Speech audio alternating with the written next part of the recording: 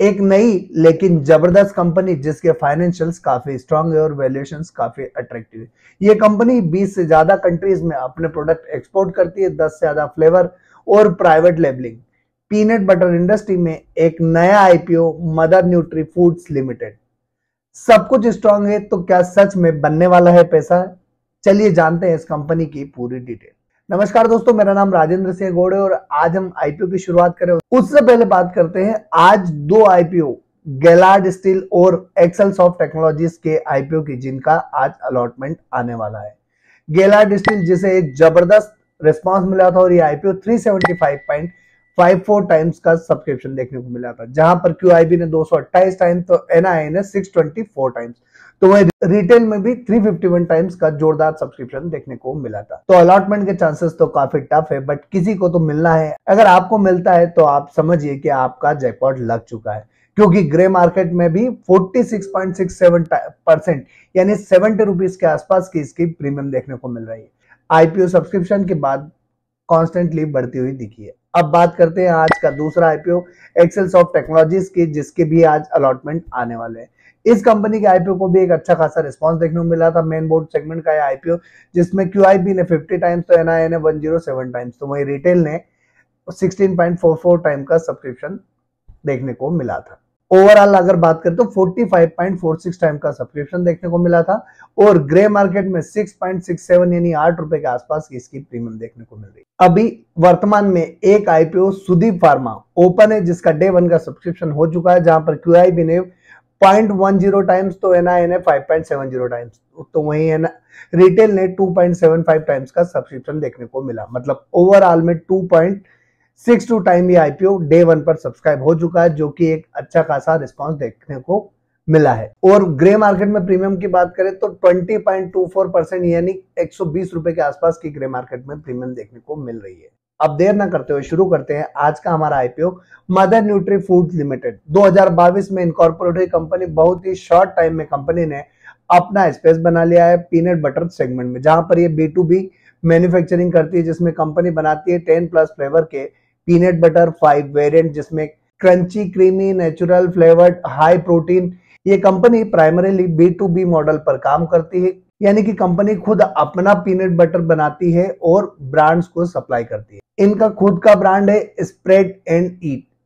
इस ब्रांड की प्रेजेंस अब इंडिया के बाहर भी बढ़ रही है, जैसे लीबिया, दुबई और जापान में भी लॉन्च हो चुका है। सबसे बड़ा पॉजिटिव अगर हम इस कंपनी के लिए देखें तो कंपनी प्राइवेट लेबलिंग मैन्युफैक्चरिंग करती है, मतलब दूसरी कंपनी के लिए मैन्युफैक्चरिंग करती है और कंपनीज अपना लेबल बनाकर उसे मार्केट में सेल करती है, हाइपर मार्केट, सुपर मार्केट और रिटेल चेन्स। और ये सप्लाई करता है इतने सारे कंट्रीज में, जिसमें UK, Canada, south Africa, Russia, UAE, Saudi Arabia, Israel, Germany, Mexico, कुल मिलाकर 20 से ज्यादा कंट्रीज को ये कंपनी अपने प्रोडक्ट सप्लाई करती है। बात करते हैं कंपनी की मैन्युफैक्चरिंग स्ट्रेंथ की, तो कंपनी की मैन्युफैक्चरिंग प्लांट जो है गुजरात के महुआ भावनगर में स्थित है और लोकेशन के हिसाब से जो पीनट बटर के लिए एक मेजर हब माना जाता है।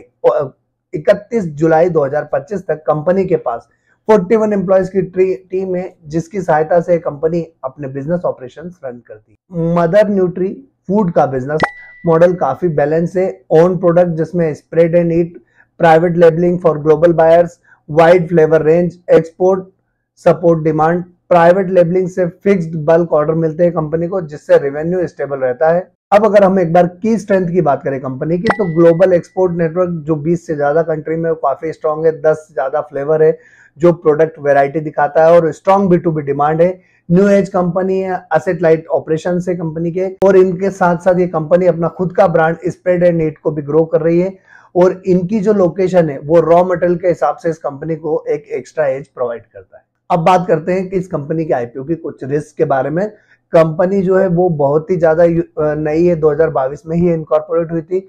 सिंगल मैन्युफैक्चरिंग फैसिलिटी है, जो आगे जाकर रिस्क हो सकता है। और रॉ मटेरियल डिपेंडेंसी जो है पीनट प्राइस फ्लक्चुएशन पर डिपेंड करती है। और हाई कंपटीशन जैसे Alpino, Pintola, MuscleBlaze, local private label manufacturer और साथ ही साथ B2B मार्जिन यूजुअली काफी कम होता है। अब बात करते हैं कि इस आईपीओ से आने वाले पैसे का उपयोग कंपनी कहाँ करने वाली है। तो ये कंपनी एक और अपनी नई मैन्युफैक्चरिंग फैसिलिटी महुआ भावनगर गुजरात में स्टेब्लिश करने वाली, जिसमें 23.19 करोड़ का उपयोग करने वाली और रिमेनिंग अमाउंट जो है वो जनरल कॉर्पोरेट पर्पस के लिए उपयोग में आने वाला। बात आती है आईपीओ डिटेल की, तो 26 नवंबर के दिन आईपीओ शुरू होने वाला, 28 नवंबर तक खुला रहेगा, 3 दिसंबर के दिन लिस्टिंग होने वाली है।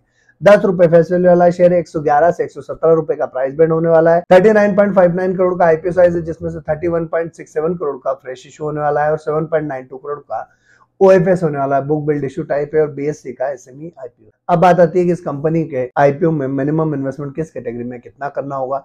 तो रिटेल में हमें 2 लॉट में अप्लाई करना होगा, 2400 शेयर के लिए 2,80,800 रुपए के लिए।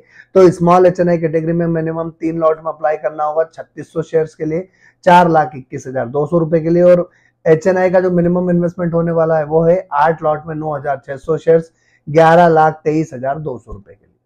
अब बात आती है कंपनी के फाइनेंशियल्स की, जहां पर कंपनी ने अपने फाइनेंशियल्स मार्च 23 से सितंबर 25 तक के शो किए हैं। असेट क्लास से अगर शुरुआत करें तो 43.99 करोड़ के असेट्स मार्च 23 में थी, जो बढ़ के 83.67 करोड़ के सितंबर 25 तक हो चुकी है। वहीं अगर इनकम की बात की जाए तो 76.26 करोड़ की मार्च 23 की इनकम थी, जो बढ़ के 90.48 करोड़ की मार्च 25 तक हो चुकी है और 50.47 करोड़ की लास्ट 2 क्वार्टर की इसकी इनकम है। बात की जाए अगर प्रॉफिट आफ्टर टैक्स की, तो 1.13 करोड़ का प्रॉफिट मार्च 23 का था, जो बढ़ के 6.47 करोड़ मार्च 25 तक हो चुका और लास्ट 2 क्वार्टर में 5.32 करोड़ का प्रॉफिट कंपनी बुक कर चुकी है।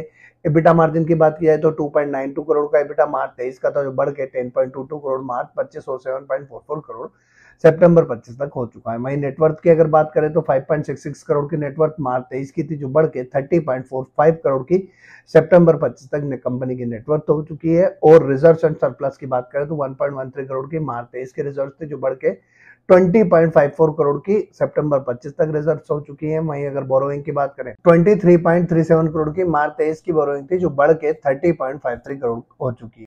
कंपनी के फाइनेंशियल परफॉर्मेंस स्टडी स्केलेबल और इंप्रूविंग लग रहा है। रेवेन्यू, इबिटा, पेट सब अपवर्ड डायरेक्शन में ट्रेंड कर रहे हैं और डेब्ट जो है उसका एक कंसर्निंग पॉइंट हो सकता है, बट फिलहाल अभी डेब्ट भी कंपनी का अंडर कंट्रोल है। अब बात करते हैं कंपनी की वैल्यूएशंस की, जो कंपनी 146.66 करोड़ की वैल्यूएशंस पर अपना आईपीओ लेकर आ रही है, जहां पर आरओई 36.64% का है, आरओसीई 20.63% का है, तो रिटर्न ऑन नेटवर्थ 26% का है, पेट मार्जिन 7.17% का है, इबिटा मार्जिन 11.32% का है, तो वहीं प्राइस टू बुक वैल्यू 2.30 का है, ईपीएस 8.48 का है और 13.80 का जो है कंपनी का पी रेशियो है। कंपनी की अगर वैल्यूएशंस की बात करें तो काफी बेहतर नजर आ रहे हैं, जहां पर आरओई, आरओसी और रिटर्न ऑन नेटवर्थ काफी अट्रैक्टिव लग रहा है। वहीं अगर पी रेशियो भी देखें तो काफी रीजनेबल दिख रहा है। अब बात करते हैं इस कंपनी की ग्रे मार्केट की प्रीमियम की। तो दोस्तों अगर अभी तक चैनल सब्सक्राइब नहीं किया तो जल्दी से चैनल सब्सक्राइब करके बेल आइकॉन प्रेस करें। टेलीग्राम, इंस्टाग्राम और व्हाट्सएप चैनल का लिंक डिस्क्रिप्शन में दिया हुआ है, जहां से आप हमें फॉलो करके लेटेस्ट अपडेट प्राप्त कर सकते हो। डीमेट अकाउंट का लिंक डिस्क्रिप्शन में दिया हुआ है, जहां से आप अपना डीमेट अकाउंट ओपन करके अपनी फाइनेंशियल जर्नी स्टार्ट कर सकते हो। ग्रे मार्केट में वर्तमान में कोई भी डिमांड देखने को नहीं मिल रही है। कंपनी के आईपीओ में निवेश करना है नहीं करना है, तो शॉर्ट टर्म इन्वेस्टर को इसको कंसिडर कर सकते हैं, क्योंकि इसकी एक्सपोर्ट नेटवर्क काफी अच्छा है, प्राइवेट लेबलिंग टाइप काफी स्ट्रांग है और जो इसका एक्सपोर्ट है ये काफी जबरदस्त है। साथ ही साथ कंपनी के फाइनेंशियल भी काफी बेहतर है और वैल्यूएशन काफी अट्रैक्टिव लग रही है। बट अगर हम देखें तो ये कंपनी काफी नहीं है, तो आईपीओ लिस्टिंग के बाद लॉन्ग टर्म के लिए मे बी ये कंपनी रिस्की हो सकती है। आप क्या करने वाले हैं? खुद की रिसर्च करना है आपको, आपके फाइनेंशियल एडवाइजर से कंसल्ट करना है और अपनी फाइनेंशियल कंडीशन देखने के बाद फिर डिसाइड करना है कि आपको इस आईपीओ में निवेश करना है या नहीं। दोस्तों आपका जो भी डिसीजन हो कमेंट बॉक्स में कमेंट करके जरूर बताइएगा। तो आज के लिए इतना ही, अगले वीडियो में फिर मिलेंगे एक और नई कंपनी का आईपीओ एनालिसिस के साथ। तब तक के लिए जय हिंद।